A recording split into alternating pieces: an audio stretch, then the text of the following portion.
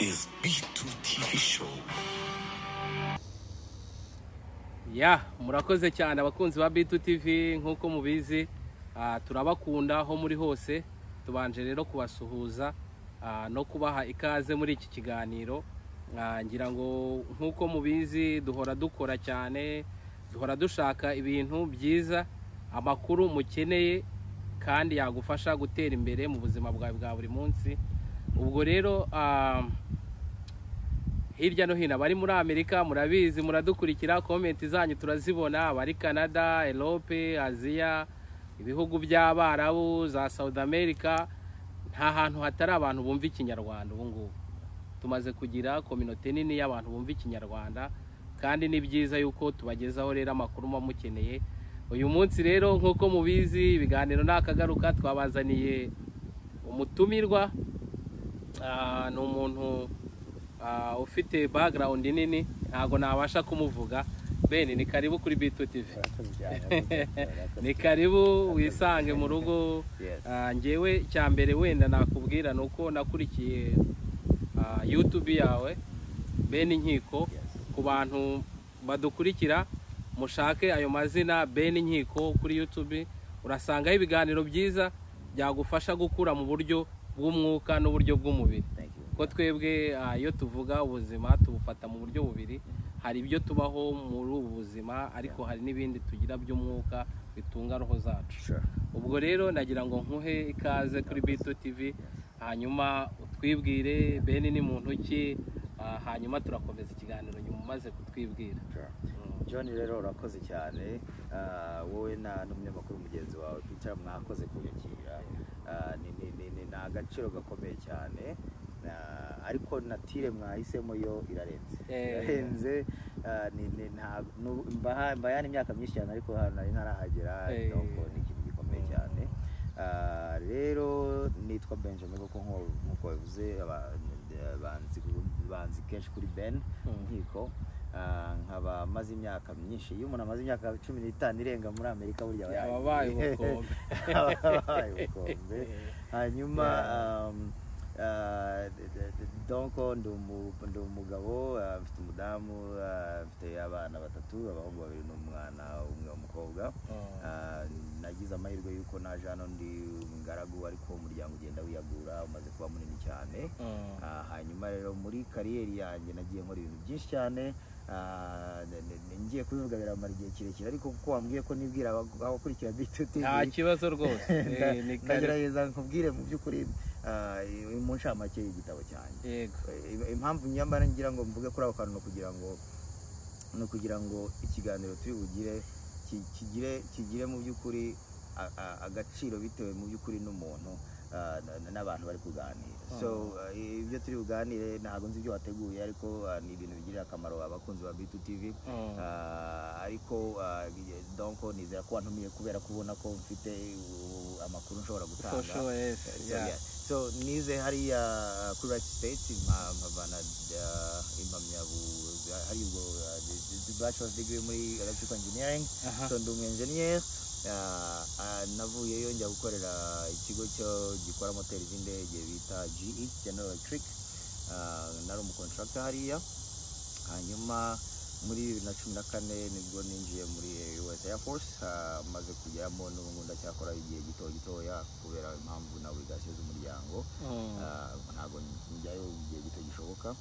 Hanyuma rero mu gihe nari ndi muri GE nibwo naje kugenda niga. Ubwo nagendaga nkora akazi imbere yuko ndangiza, nibwo nagendaga mbona ko hari ibibazo byinshi abantu banyuramo. Ariko byiyongera cyane iyo umuntu arangije kwiga. Wahembwa $2 duke, ugahembwa $2 byinshi cyane. Ibibazo bihita biba byinshi cyane, noneho bikakunanira kubijara. Iyo bikunaniye kubijara rero usanga utaye umutwe. Ufite amafaranga menshi, ufite ibibazo byinshi birenze amafaranga, warangiza ugahita urutwa no kwasubira gukoroka mu bitaro by'abarwayi. So nuko nkuko ibintu bigenda, ugasanga umuntu agenda yiga. Ubwo rero nibwo natangiye gukorera ama license yo hanze, kuko naricaye nsanga nsanga umushahara umwe ugenda ku murongo utambika, ariko mu by'ukuri hanze ibyo dukenera bigenda bizamura mu biciro. Iyo rero ibintu bigenda bizamura mu biciro ariko amafaranga duhembwa akagenda mu murongo utambitse, bigeraho ugasanga umurongo utambitse w'amafaranga duhembwa buri munsi atazamuka, adashobora kwigondera ibiciro byo ku isoko. Icyo kibazo rero nicyo nabwo nibajije, maze kukibaza ntiburira igisubizo. Ariko iyo umuntu afite ubujyanama n'amakuru, nicyo kintu cya mbere. Iyo ufite amakuru ugaharanira gushyira mu ngiro iby'amakuru yaguhaye, ukareba mu by'ukuri ibi bintu bambwiye bihuriye hegiye n'ubuzima bwanjye. So iki nicyo kintu cya mbere. Amakuru nabonye nuko yanyeretse ko ninkomeza gukorera umushahara umwe utambika ntazigera mbasha guhangana n'ibiciro byo ku isoko. Nibwo nagiye rero muri finance. Muri finance buri ibanga ryaho ntago baryigisha ku ishuri. Finance zo ku ishuri, gukora bilan, passif et actif, biriya ntago byishyura inzu. Bisaba kuvuga ngo ese giye n'umuryango wanjye finance iri hanze hanize ndayikoresha gute kugira ngo mbashe guhangana n'ibiciro byo ku isoko. So ibyo rero ni ibintu umuntu agirwamo inama n'abantu babikora, n'abantu bakora business, n'abantu bafite ubushobozi. Rero ibyo ngibyo ni ibintu bisaba license. So naragiye nshaka license zigera muri 3, ngira ngo mfite n'izindi mfite nye total zinyemerera gukorera business muri Amerika hose.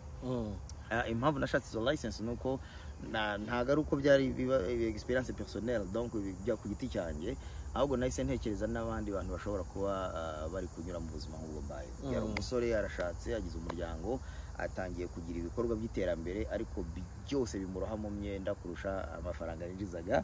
Nagomba kugira icyo mbikoraho, hanyuma ninjira donc nkora company, njya muri industry ya finance, njyayo nk'umukiriya kugira ngo mbashe gukemura ibibazo byanjye. Nsanga mu by'ukuri ibintu bya finance na business hano bisaba license. Rero nibwo nazishatse zo muri babyita FINRA, donc ni ibigo by'imari hano muri Amerika bigenzura izindi business ko zikora muri Amerika. Ubwo rero maze kubibona nibwo nahise mvuga nti hari abandi bantu bo muri community ndetse n'abanyagihugu hano muri Amerika mfasha bagava muri ibyo bibazo gutyo. So hari muri icyo gihe rero namaze imyaka 6. Dufite ubwo turaza no kubiganira, wenda dufite staff y'abantu bagera nko muri 20 nafashije gutraininga, bakaba nabo bari gukora license zabo kugira ngo babashe gufasha abantu mu by'ukuri kumva ibibazo bibugarije ndetse no kubafasha kubivamo.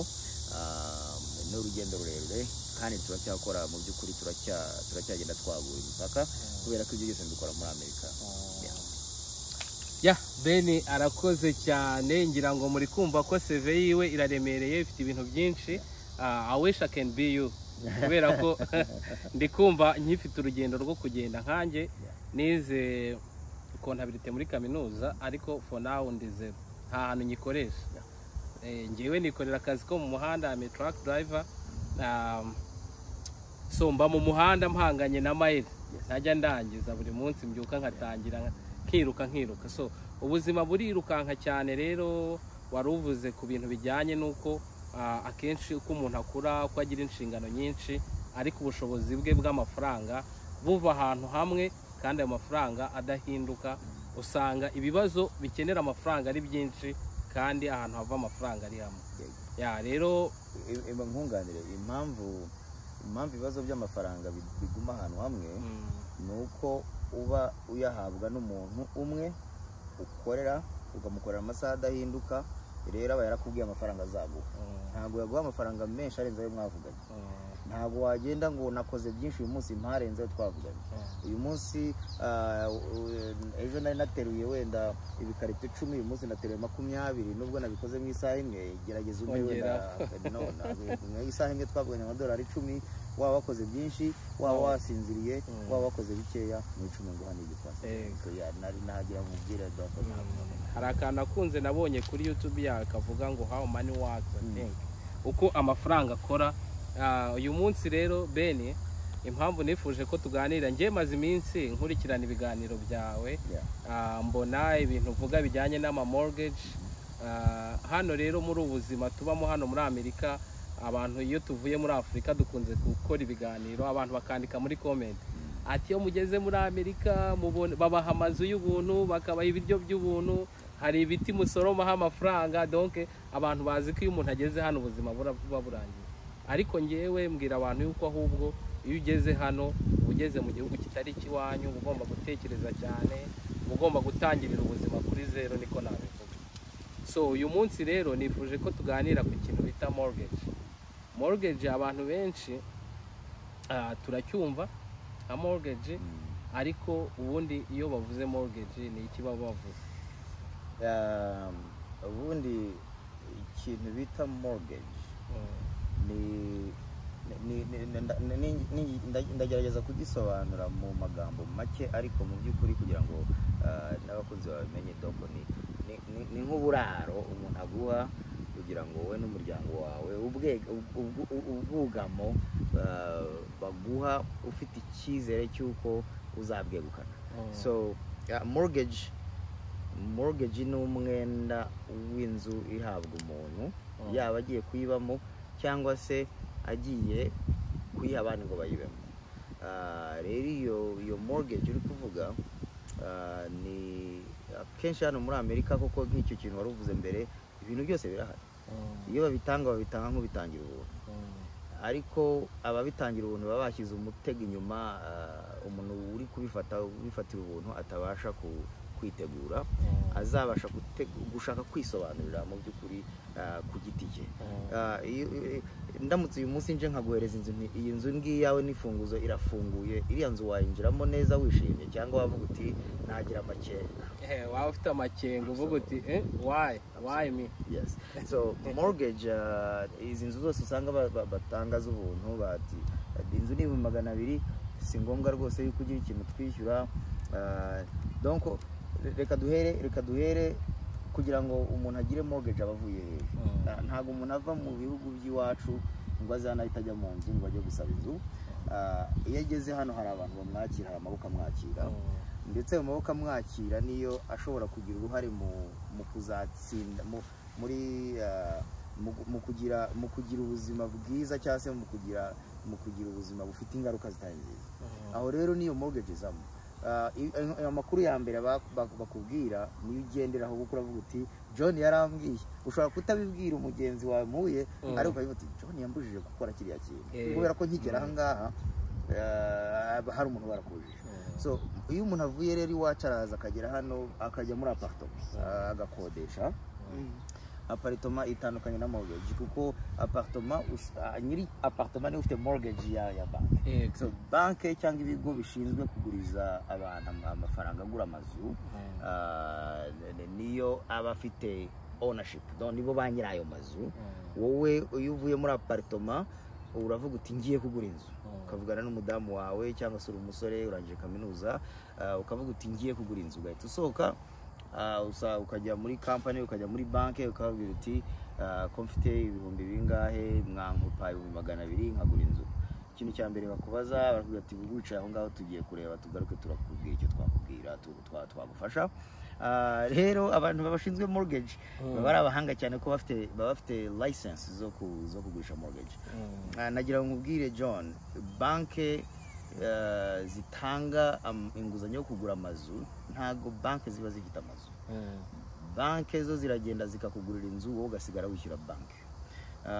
Umuntu wagurishaga inzu, uri kugurisha inzu ugiye kugura, nawe aba yaraciye muri icyo cyiciro, nawe aba yaragiye akaka inguzanyo, banki ikayimuguriza, akananirwa kuyishyura, bakayigurisha, noneho akayigurishwa n'undi muntu, bakayigurisha undi muntu nawe uzakora iryo kosa, noneho akayijyamo. So mortgage ni ikintu gikomeye cyane, kubera ko buri muryango wose ukenera ahantu urara, ukenera ahantu wugama imvura, ukenera ahantu wugama izuba. Kubera iyo mpamvu rero ni umwenda umuntu afata w'inzu ufite ishingiro, ariko ishingiro ryagombye kugira mu by'ukuri ubumenyi kugira ngo ubashe kumenya uburyo uzasohoka muri iyo mortgage.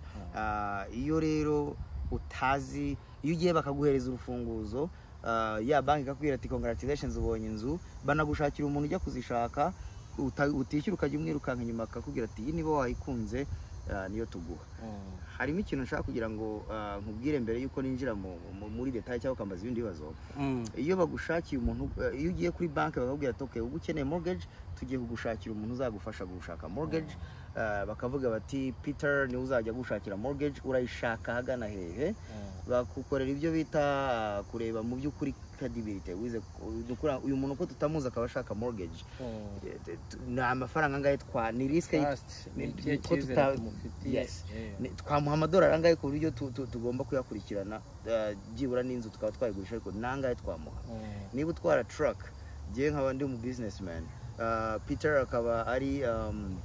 akaba afite restaurant nawe afite ari self employed ukaba ufite n'undi muntu ukora hariya ari umuntu muri home care abo bantu bane bafite ubushobozi bune butandukanye banke bo rero irabanza ikareba ngo muri aba uyu nguyu yaherereye muri kategori babyita debt to income ratio ni ukuvuga ngo ku mafaranga akorera afite imyenda ingana gute kugira ngo babone uko bagereka higende so iyo rero bakubwiye ngo icara turaje tugira ibyo twiga baba bagiye kureba uburyo bakuraho muri urwo rwobo kugira ngo utazabasha kuruvamo kugira ngo ya mortgage ni kunanira kuyishyura bazagusohoremo bayihereza undi muntu nawe bamukoze indi game so ni ikintu gikomeye cyane kugira ngo n'abakunzi ba B2TV babyumve kubona mortgage ubutangiye inzira ikomeye cyane y'imyaka 30 cyangwa 15 ugomba kwisobanurira ugomba kwikemuriramo ikibazo gikomeye cyane kubera ko ubutaragiwe inama y'icyo gukora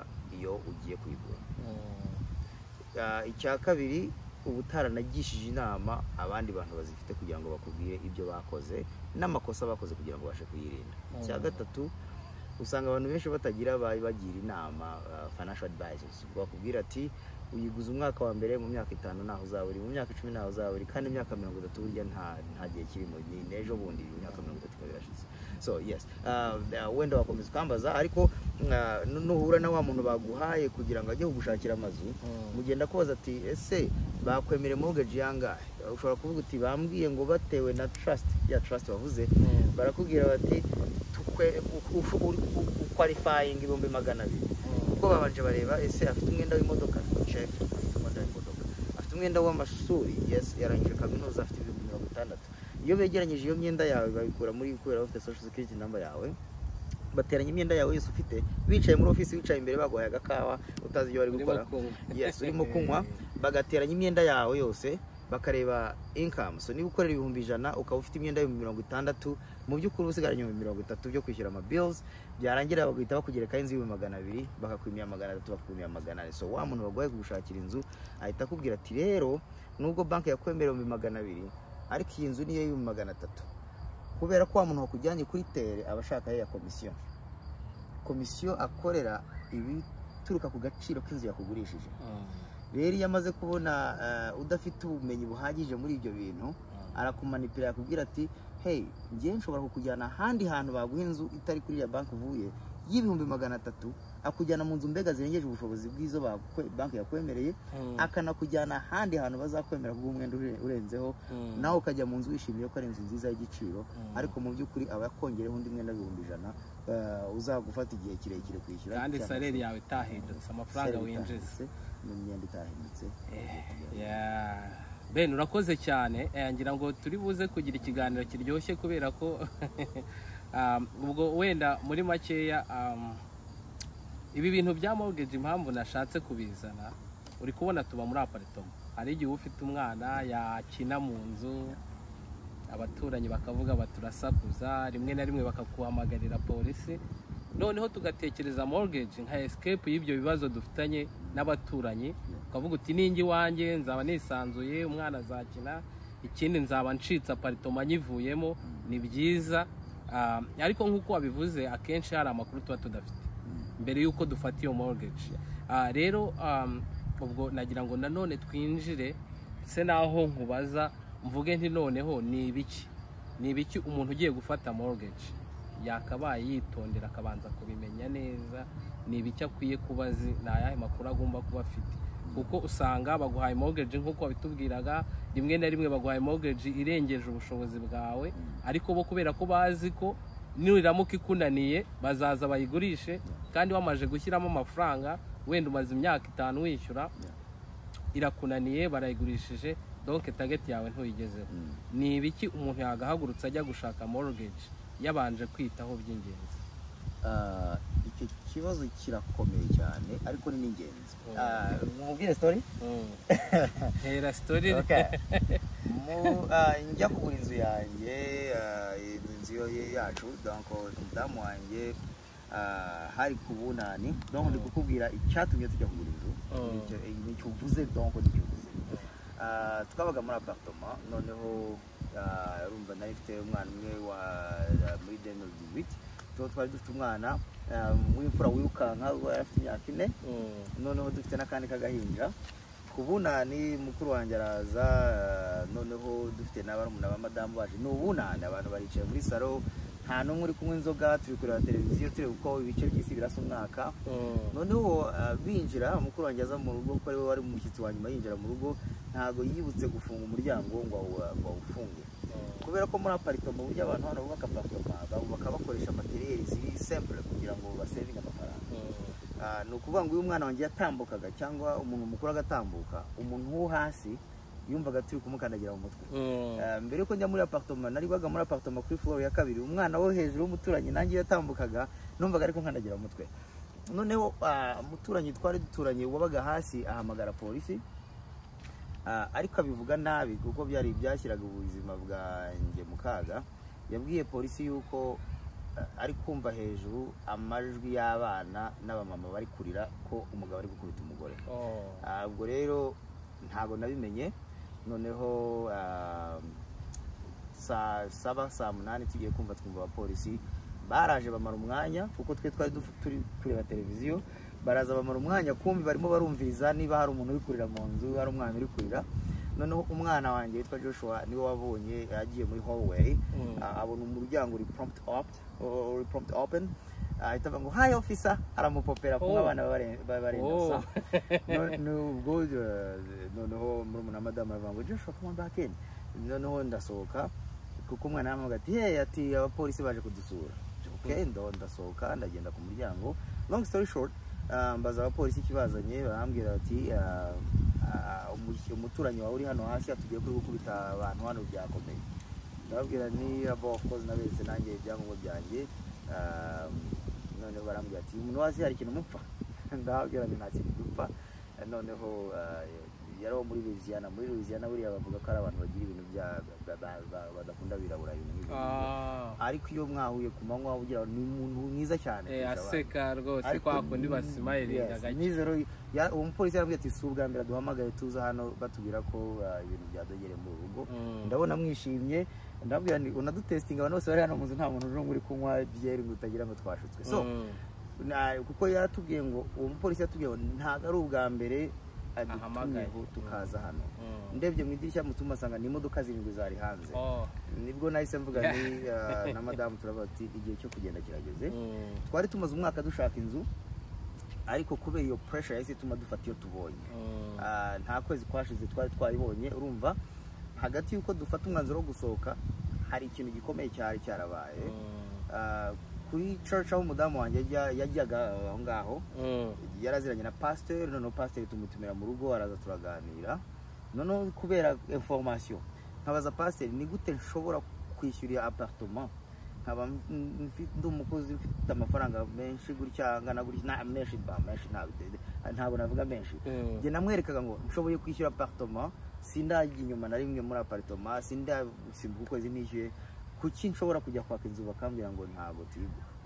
Ambwira ati ntabwo mbizi, ariko reka nkuvuganire nkoherereze nguhe nimero y'umuntu w'umubanki y'inshuti yanjye, uzamubwire ko ari pastor ukohereje. N'umudamu turagenda dusaba rendezvous, tujya kwa president w'iyo bank, Union Savings Bank. Ashyira imibare, ubwo we aho kugira twohereze ku muntu ushinzwe credit z'amazu, kuko ari inshuti ya pastor uzarebera recommendation z'amagambo. Burya iyo nkubwiye nti Peter John arambwiye ngo umutunganyiriza, uzamutunganyiriza bitewe n'umuntu bivuze. Naragiye uwo mu vice president amubwira ati engineer kanaka ni inshuti yacu bla bla bla, n'umudamu bashaka inzu, je simbishoboye, bahe ubufasha mu makuru bakeneye atuma badakwalifyinga kugura inzu. Ubwo rero tugezeyo ashyira imibare muri computer, atubaza imyenda yacu, tumubwira imyenda, arangira atubwira ati nshobora kubaha inzu, nshobora kubwira umuntu uri hariya hasi akabaha inzu, ariko ntimuzashobora kuyishyura. Yambwiye ati nshobora kubashaka kubaha loan rwose mushaka, ariko ntimuzigera mushobora kuyishyura.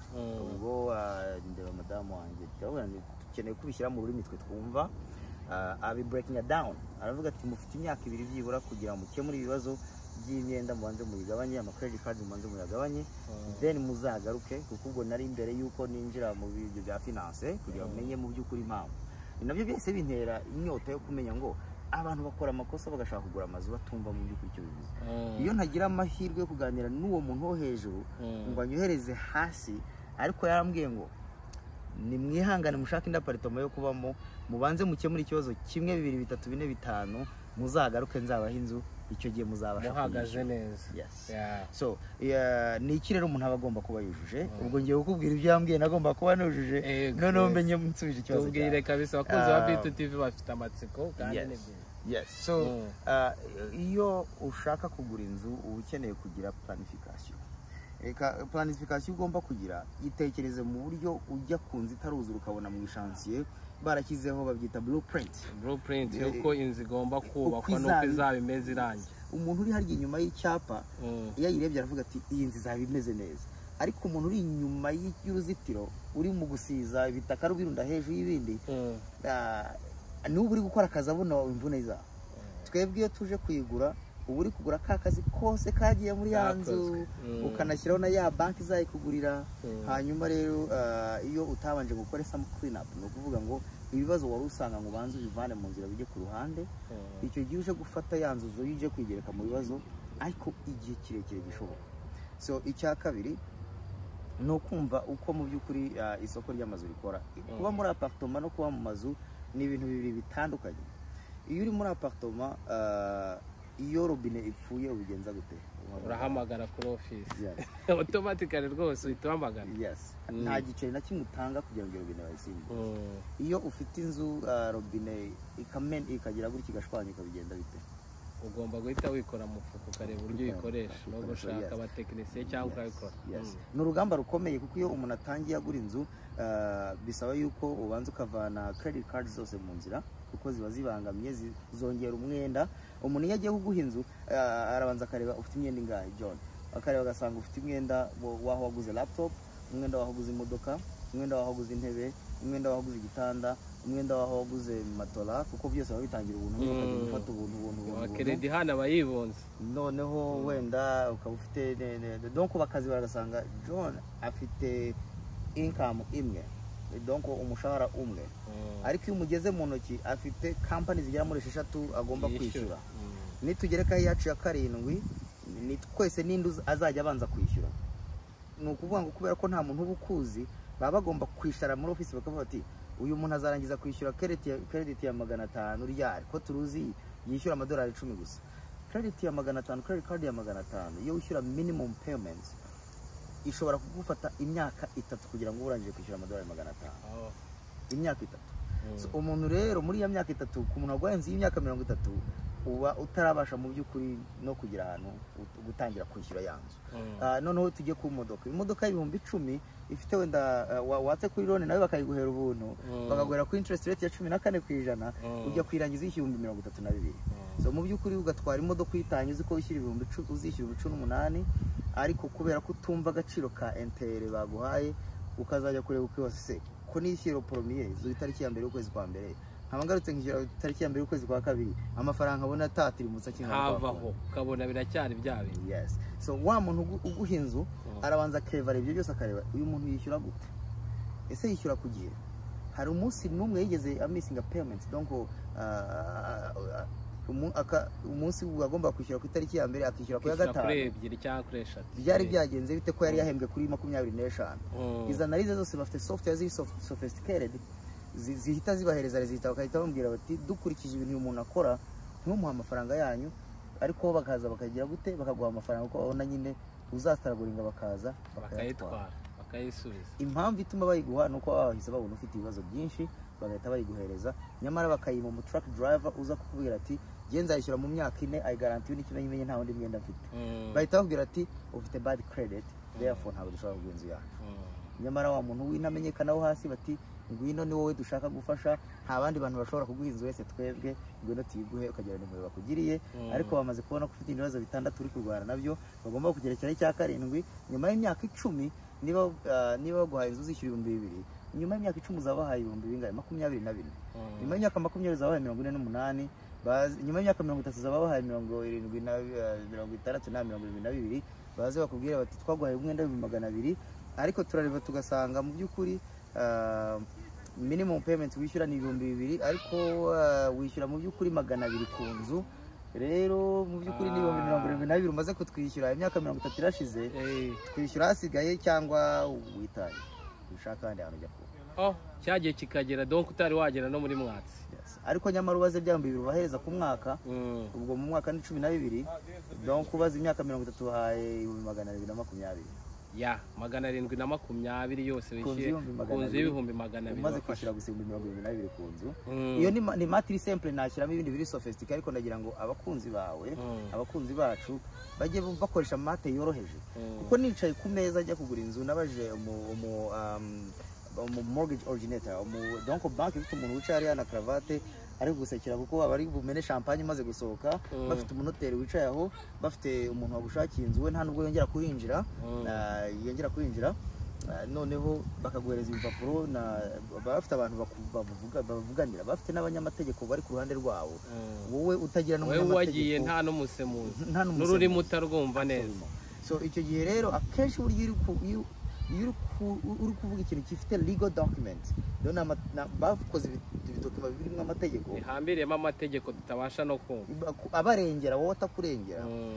Noneho arambwira ati Ben, tufashe inzu y'agaciro kanaka, mpita nzamura telefone. Remember ngewe imibare rero niyo isirikiraga, nzamura calculateur kuri telefone, ndakarikira ameze gutya, ubwo ari kumbaza ngo are you here, ndimo ndakarikira nsanga inzu nzayishyura inshuro 3 zirengeje agaciro nayishyura. Nzamura telefone ndamwereka nti nkurikije ibintu uri kumbwira iyi nzu nzarangiza kwishyura nyishyuye amadolari angana gutya. Ambwira ati ya, none ndeba madamu, ndambwira nti tugomba gutaha. None umugabo ahita ambaza, ubwo ngarutse kuri experience yanjye, arambaza ati none se ufite cash? John, iyo nza kumubwira ngo mfite cash, dore guhita yinyuma, ntayo ari kuguha.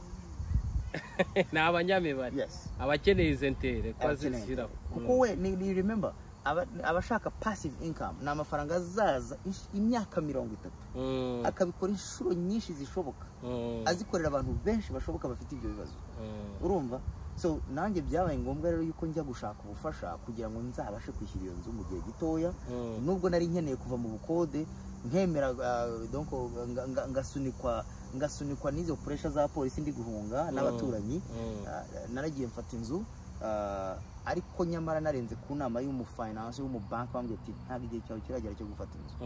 Ndagenda ndayifata kubera Toma famille, umuntu aba ari umugabo agomba kurengera umuryango, nuko ndagenda ndayifata, imibare nsanga ntabwo iri gucamo, simple math, ndayimwereka, ahita ambwira ati that's true, uzarangiza kwishyura inzu wishyuye hagati y'ibihumbi bigera muri 400 na 500. Ubwo ni mbere ya covid, mbere inzu zikiri hasi cyane. Nshyizemo imibare mbona ntabwo bikunda, mbwiye madamu ntidutahe, nibuka ko mu rugo ntari busubire muri rent, nari narabahaye iminsi 30 ko nzaba nagiye, donc nsanga ni ridicule, nzaba nishyuye amafaranga menshi. So byagoraga ngombwa rero yuko ngomba kugira kumva amategeko y'umukino kugira mbashe kuwukina. Niyo mpamvu nagiye muri finance kugira ngo mbe neza, nzagire n'abandi akamaro. So ubwo wari umaze kutubwira ibintu by'ingenzi umuntu agomba kwita, kuba udafite amakuru ahagije ni ikibazo. Gabanya imyenda, kuko ntabwo ushobora kongera undi mwenda ku wundi. Iyo wongereye umwenda ku wundi ni nko kuba uri gucukura umwobo, munsi hari undi muntu ari kugucukura kurohamo, wawugira muremure kugira ngo bakuzamure mu cyobo cy'ubukene. Ni ukuvuga ngo uduhaye amakuru y'ingenzi cyane. Abantu badukurikira, niba witegura gufata mortgage cyangwa se warayifashe, fata inzu waguze, niba wenda ari 300, niba wishyura 2,000 cyangwa 2,500 ku kwezi, ukube n'imyaka 30, ureba amafaranga ugomba kuba wishyuye. Kandi ayo mafaranga amaze kubitubwira, hari ibintu abantu badasobanukirwa, hari icyo bita equity. Ikintu bita equity ni iki?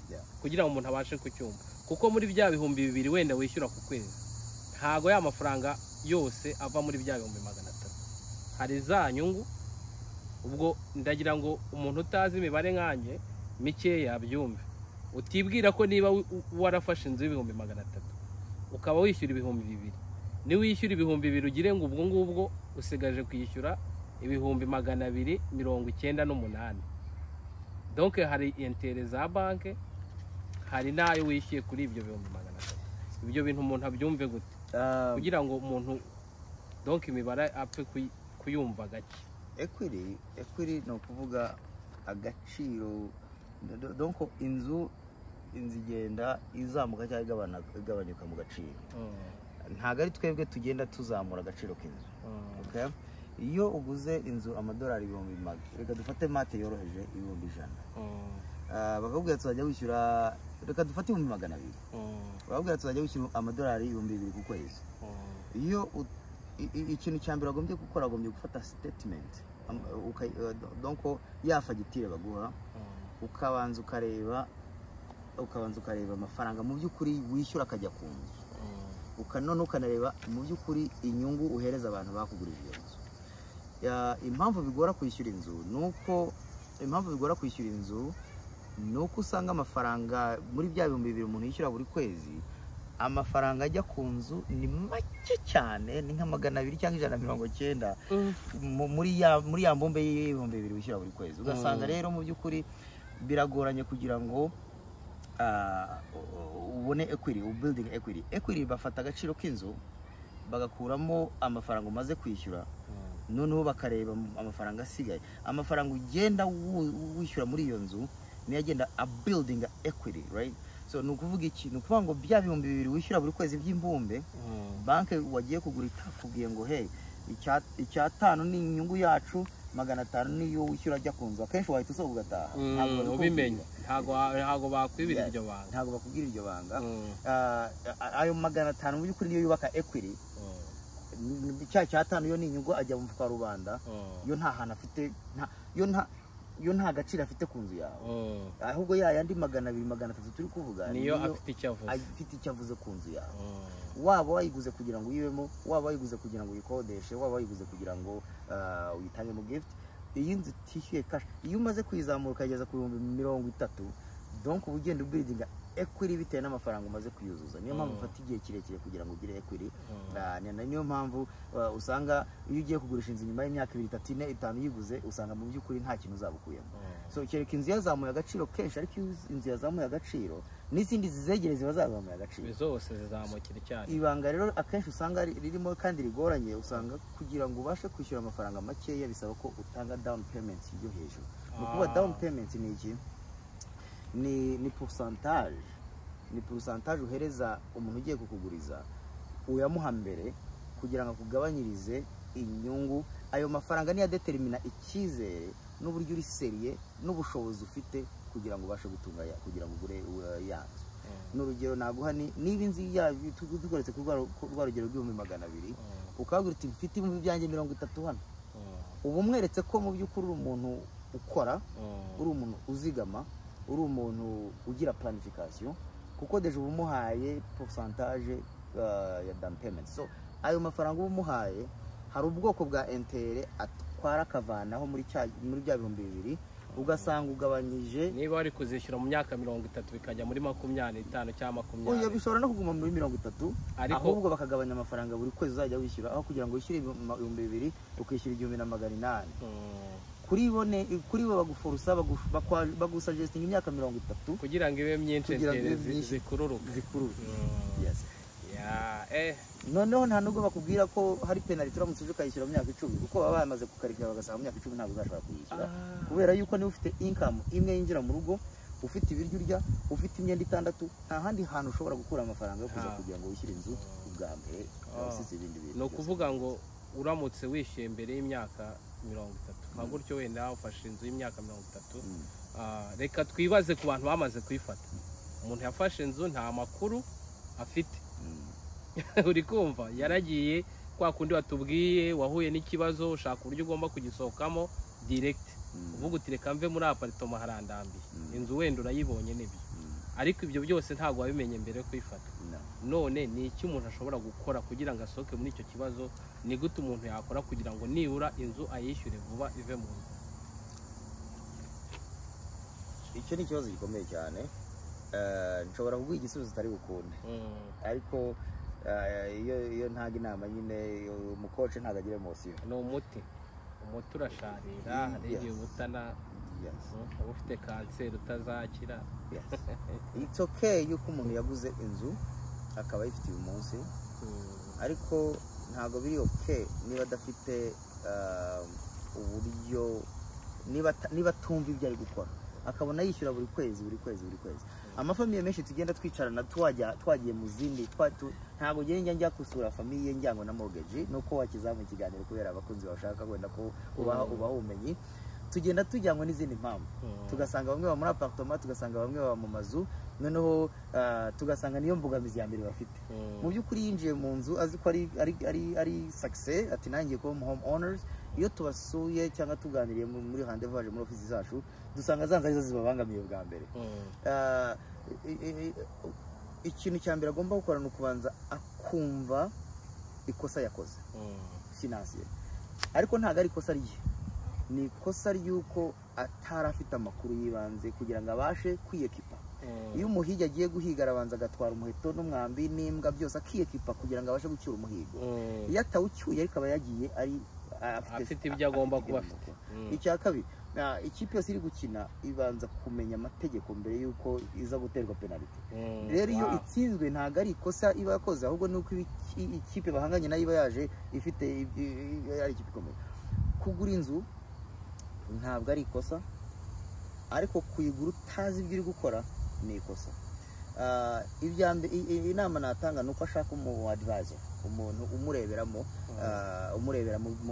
muri iyo mortgage ye, noneho akareba n'izindi n'ubundi bice by'ubuzima, nk'ibyo uwo mugabo mu banki yandebeyemo akampa umuti. Tekereza iyo ugiye kwa muganga arakubwira ati niki kikuzanye hano, ukamubwira ibintu aho kuba akaba ari gufata note, agahita agenda akakwandikira umuti, ukagenda ukawunywa, ukajya kubona ukabona urakize. Buryo utagiye kwa muganga hari igihe consequences zaba atari nziza, zaba mbi kurushaho. Kimwe nuko waguma mu rugo ukanywa umuti w'ibyatsi ukawunywa. Ibanga rya mbere, nashaka financial advisor. Financial advisor ntago ari buri muntu wari wese ubonetse. Icya kabiri, it's okay yo gushaka ubufasha, kuko niba iyo umuntu afite imodoka igapfa agashaka umuntu umufasha kuyisana, ufite ikamyo igatoroka ipine, ushaka umuntu ukamuhamagara akaza akayisana. It's okay guhamagara umuntu ukamubwira uti mfite mortgage, ngwino ndebere ibintu nakoze, noneho nagigishe uburyo tubisohokamo. So dufite plan, dufite strategy ifasha abantu mu by'ukuri, ariko bisaba discipline, kuko icyo gihe iyo umaze gukora ikosa bisaba kwigomwa. Iyo umuntu yakoze ikosa wenda akaba donc agakora ikosa rikomeye, baramudisciplina.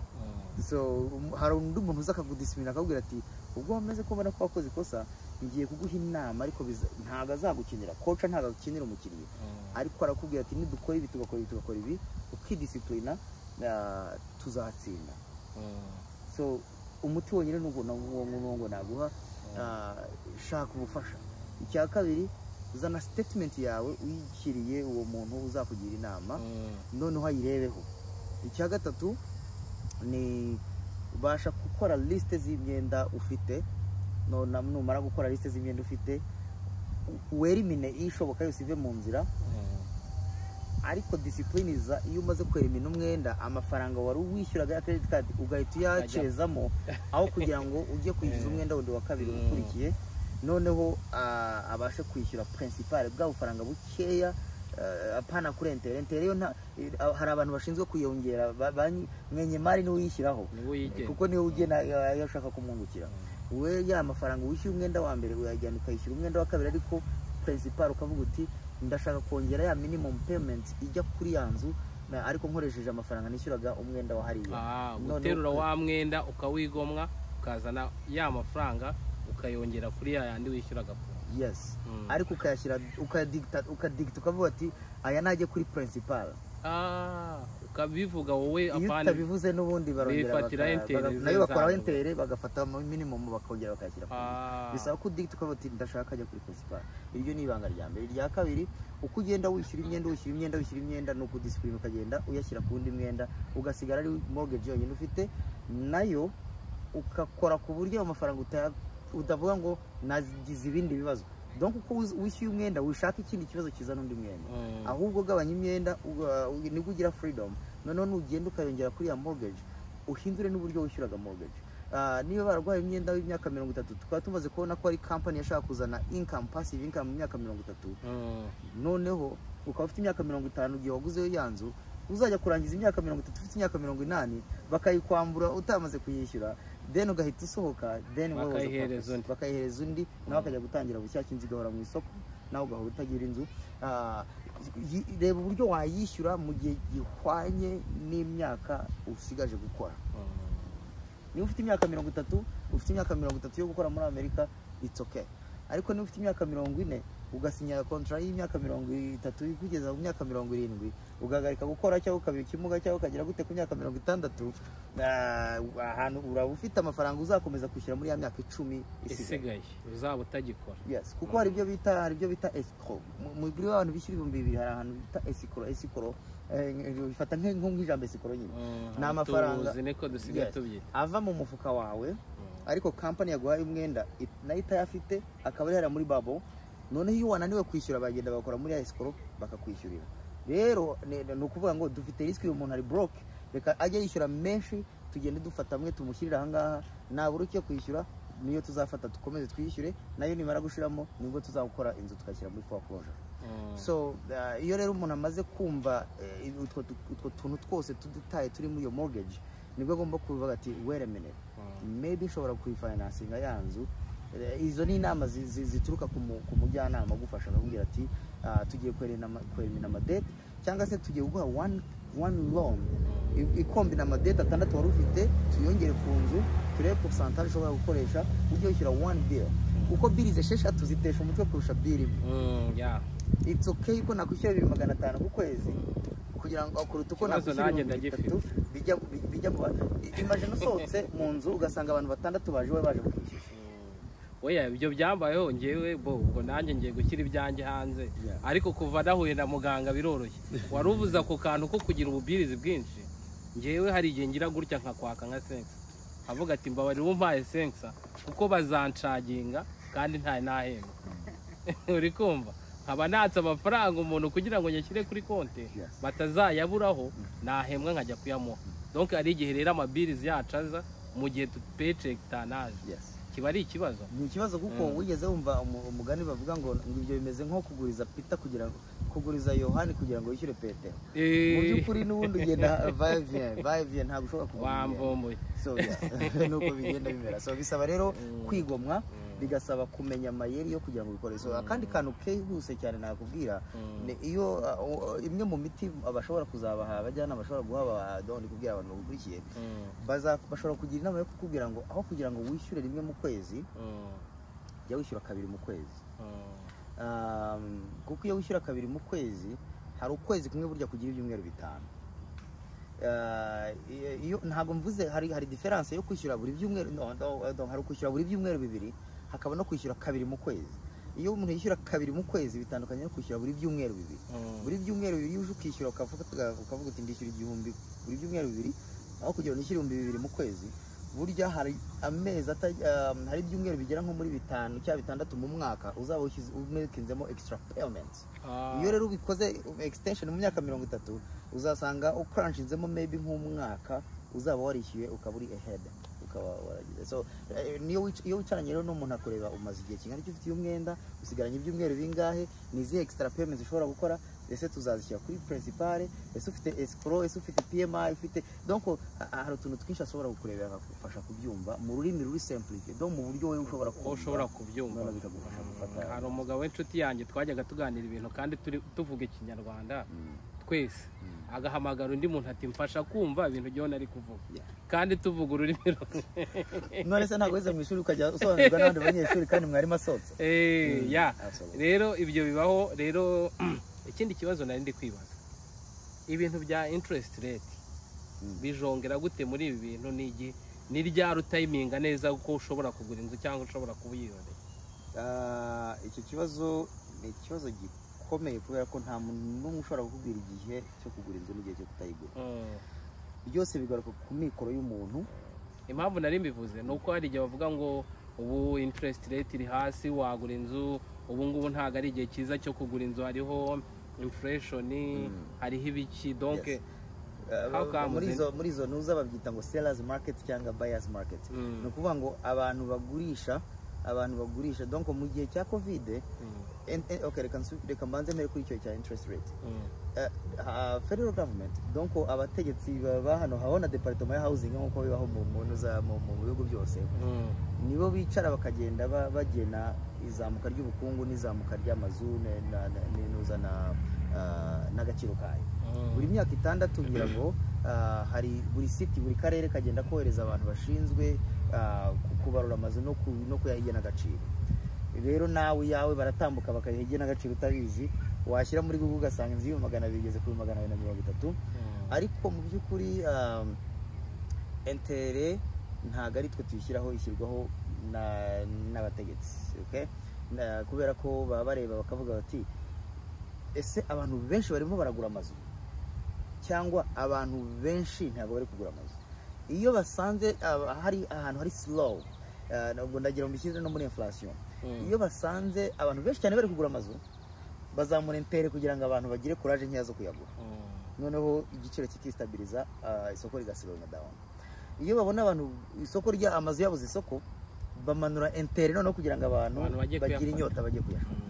Uretse izo circumstances zindi, izo mpamvu zindi twavuze ziri personnel zipusha umuntu kujya kugura inzu, akagenda nta nama, akagenda bya bintu byose byo gutunganya atarabitunganyije, atariteguye down payment, atarakuye credit cards mu nzira, atarakuye izindi loan mu nzira.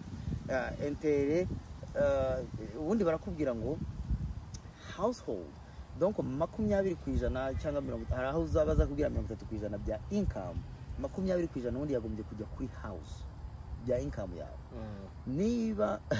Niba more than 20%, hejuru ya 20% ari byo usiga utanga ku nzu yawe, icyo gihe waguze mu isoko riri nabi against you, donc kuri wowe ntabwo ryari muri favor yawe. No kuvuga niba birenze 20% by'amafaranga winjiza, niba wishyura amafaranga ku nzu arenze 20%, you are losing. No kuvuga ngo waraho. Niba winjiza $100 20 ukayaspendinga ku nzu 20 no munsi yayo, you're okay, kuko ushobora kubaho kuri 80 asigaye.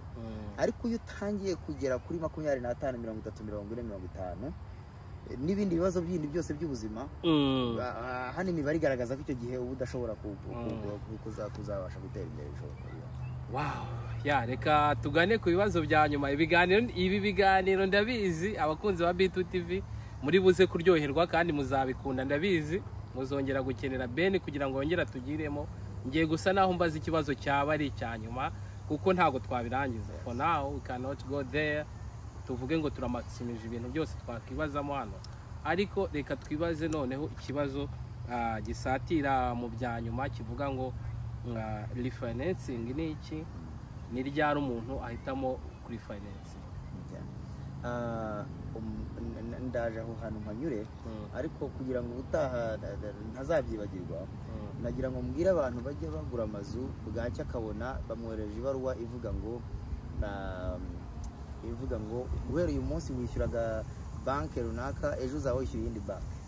Burya iyo banki imaze kuguha inguzanyo y'inzu, hari izindi banki ziba zicunga loan nk'izo ngizo zishyushye z'umuntu uri vulnerable, nabo bakazigura.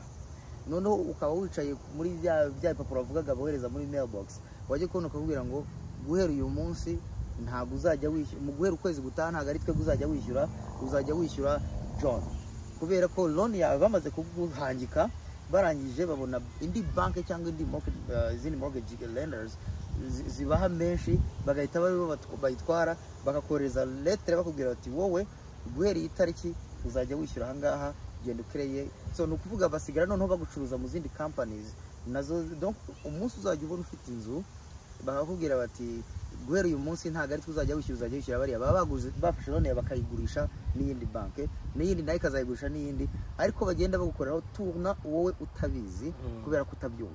So icyo gihe ni alarme itari nziza, igaragaza ko harimo sinyale z'ibintu bishobora kuba byarabaye byo kugura inzu, bituma barayigusunikiyeho none bakaba basigaye bagucuruza hagati y'amakampani.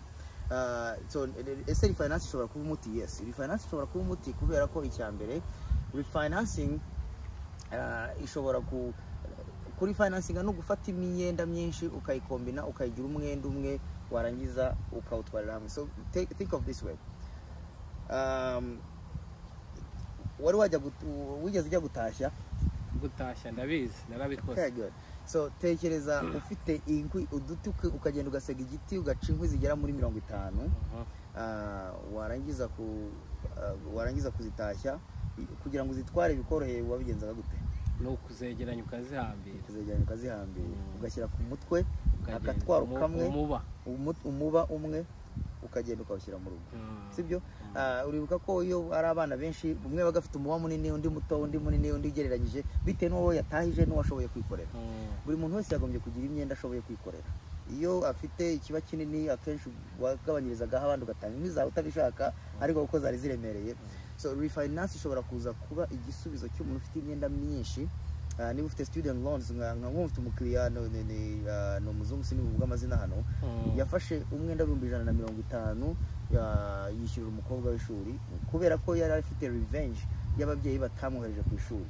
Noneho ariko afite n'umwenda w'inzu $500,000. Iyo ufite umwenda w'inzu $500,000 ujye ubara ko ufite nka miliyoni, nk'inzu ya miliyoni n'igice kuko $200,000 bityo kuko za interest twavuze nizo buriya kimira zikageramo aho. Iyo ufite inzu $500,000 ujye ntabwo ufite inzu $500,000 uba ufite ahubwo ibibazo bya miliyoni abantu bajye babyumva muri iyo sense.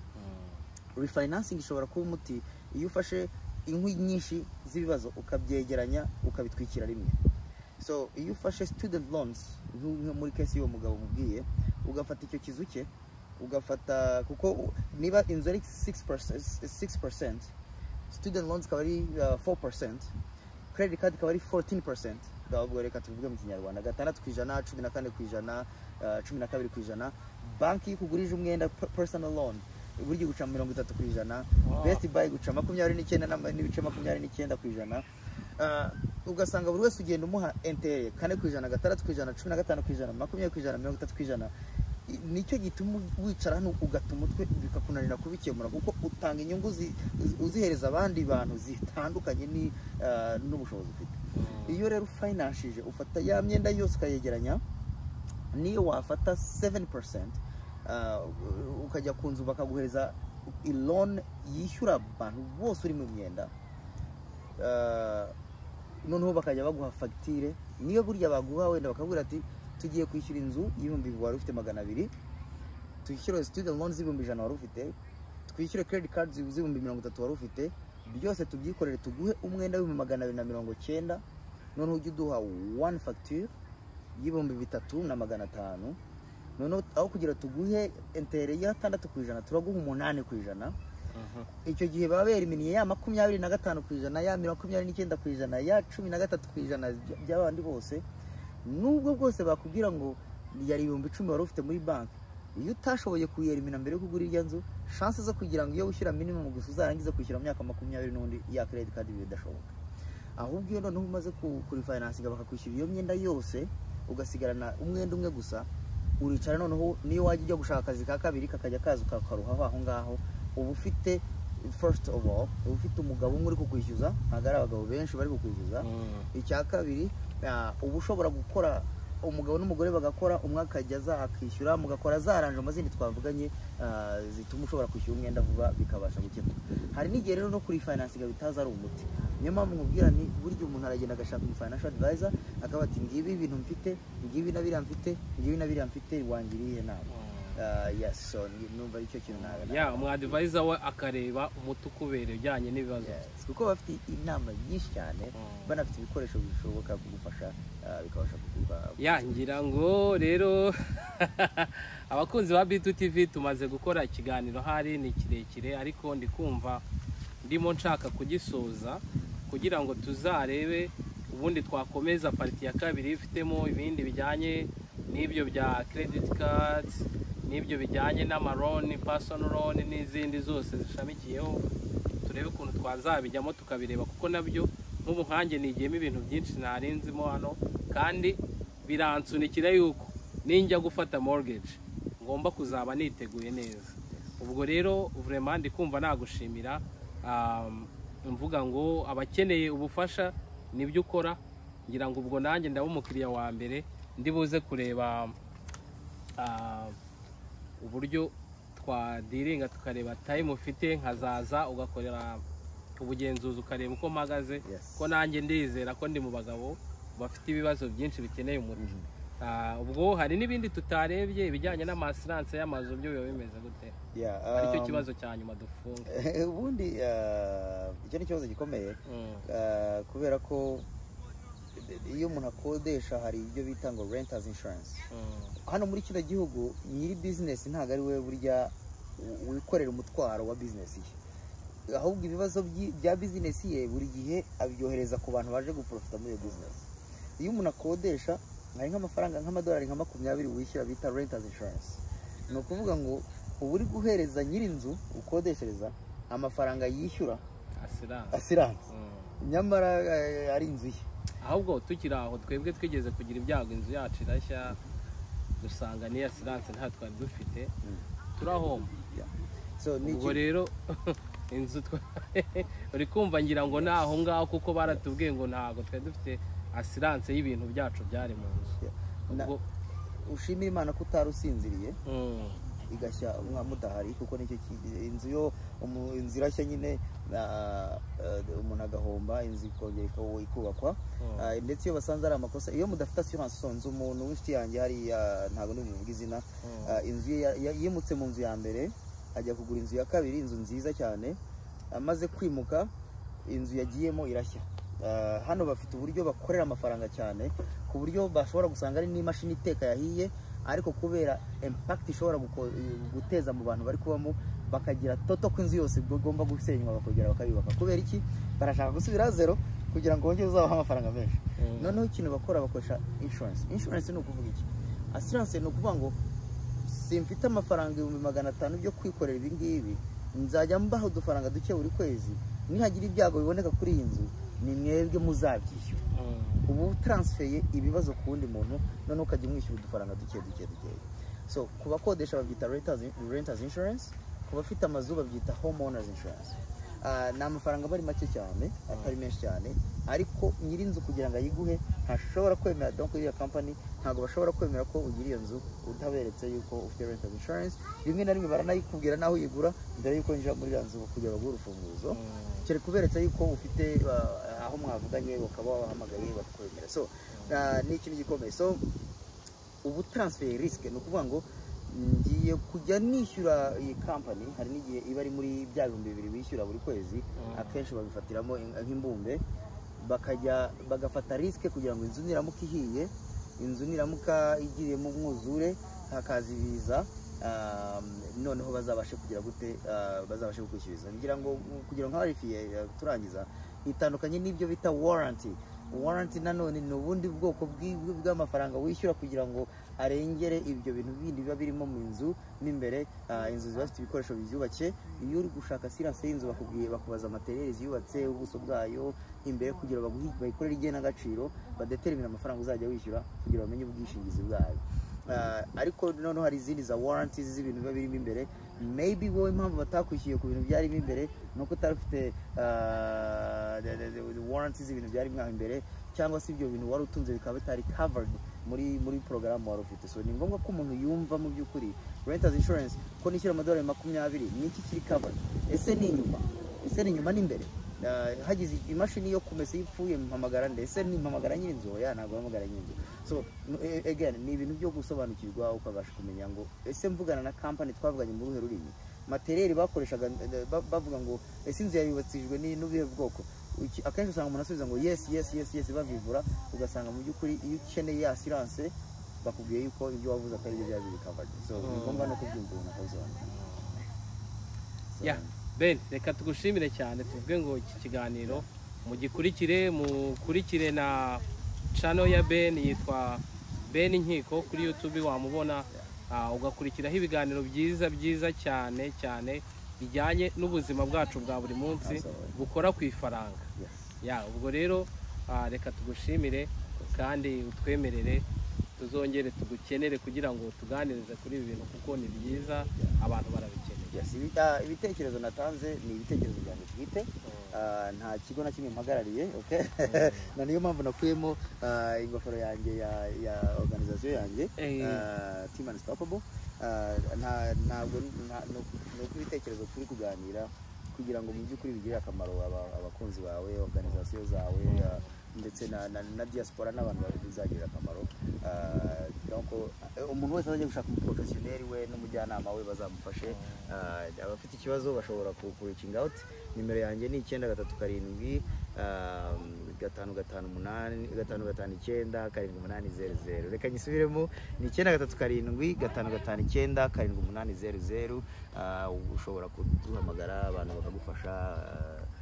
Iyo ntafite igisubizo nguhereza abandi bagishoboye bakakigwa, ariko kamwe mu gisubizo. Imana ibahe umugisha rero mwese mukurikira B2 TV. Ben twamukunze, ubwo rero next time mukurikira ikiganiro, mushyiremo comment, umugisha yaringe kuri bagenzi banyu bashobora gukenera amakuru nkaya, tuzahurire mu kindi kiganiro. Murakoze, Imana ibarinde. This is B2 TV show.